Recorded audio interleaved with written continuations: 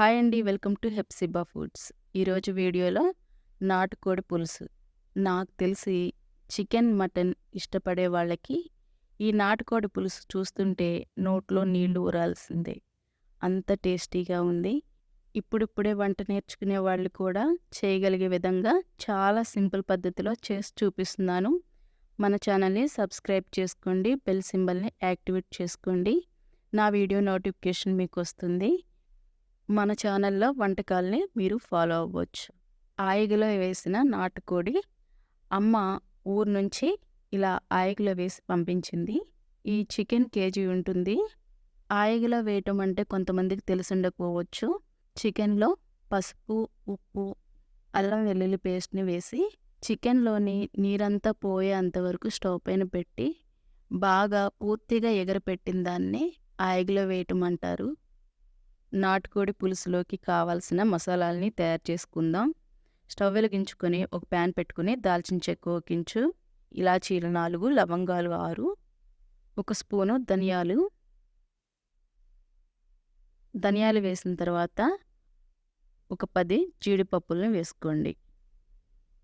జీడిపప్పులు వేసి లో ఫ్లేమ్లోనే ఒక 2 నిమిషాల పాటు వీటిని ఫ్రై చేసుకోవాలి.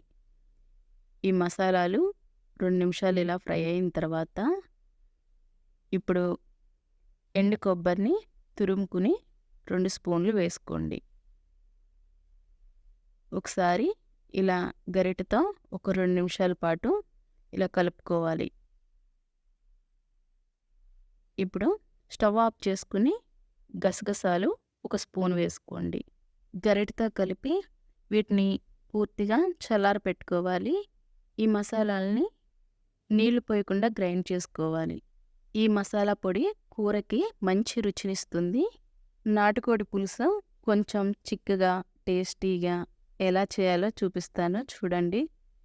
ముందుగా స్టవ్ వెలిగించుకొని ఒక ప్యాన్ పెట్టుకుని 5 స్పూన్లు ఆయిల్ వేసుకోండి. ఈ కూరకి కొంచెం ఆయిల్ ఎక్కువ ఉంటేనే బాగుంటుంది. మంటని లో ఫ్లేమ్లోనే ఉంచి ఆయిల్ వేడైన తర్వాత మీడియం సైజు ఉల్లిపాయలు 2, 4 పచ్చిమిర్చిని మెత్తగా గ్రైండ్ చేసుకుని వేసుకోండి. మంటని లో ఫ్లేమ్లోనే ఉంచి ఈ ఉల్లిపాయ నీరంతా దగ్గరికి అయ్యేంత వరకు ఇలా గరిటెతో కలుపుకుంటూ ఉండాలి.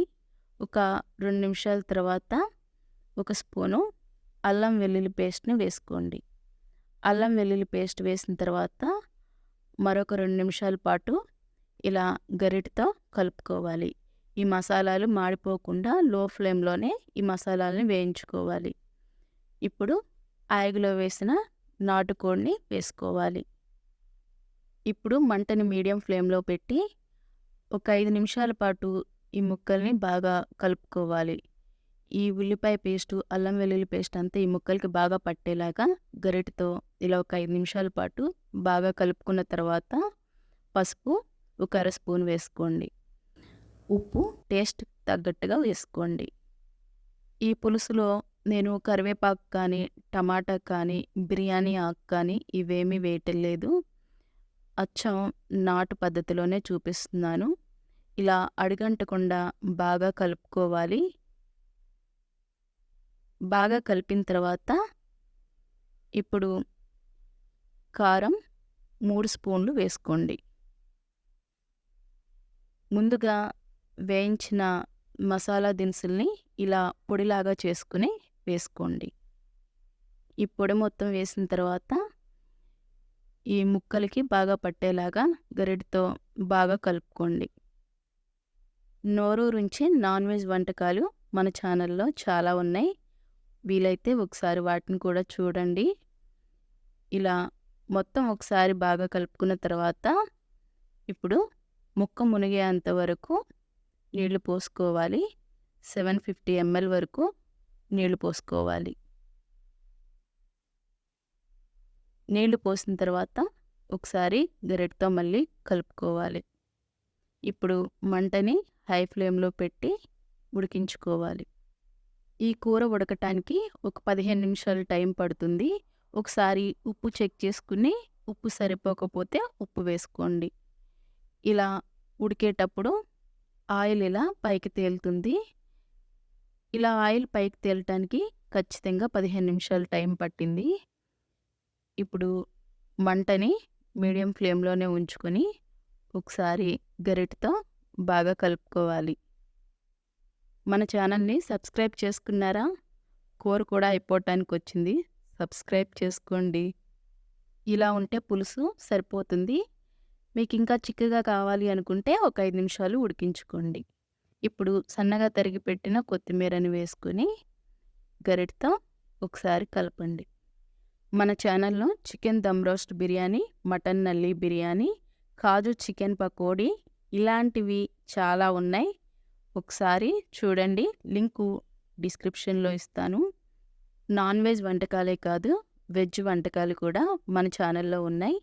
ఒకసారి ఛానల్‌ని చూసేయండి. ఈ నాటుకోడి పులుసు రాగి సంగటిలోకి, పులావ్‌లోకి, రైస్‌లోకి, గారెల్లోకి, దోసెల్లోకి ఇలా వేటితో తిన్నా గానీ చాలా చాలా రుచిగా ఉంటుంది. తప్పకుండా మీరు కూడా ఒకసారి ట్రై చేయండి. మన ఛానల్‌లో మీరేమైనా కొత్త రెసిపీస్ ఏమైనా చూడాలి అనుకుంటే తప్పకుండా కామెంట్ పెట్టండి. ఈ వీడియో నచ్చితే లైక్ చేసి మీ ఫ్రెండ్స్‌కి, ఫ్యామిలీ మెంబర్స్‌కి షేర్ చేయండి. Thanks for watching.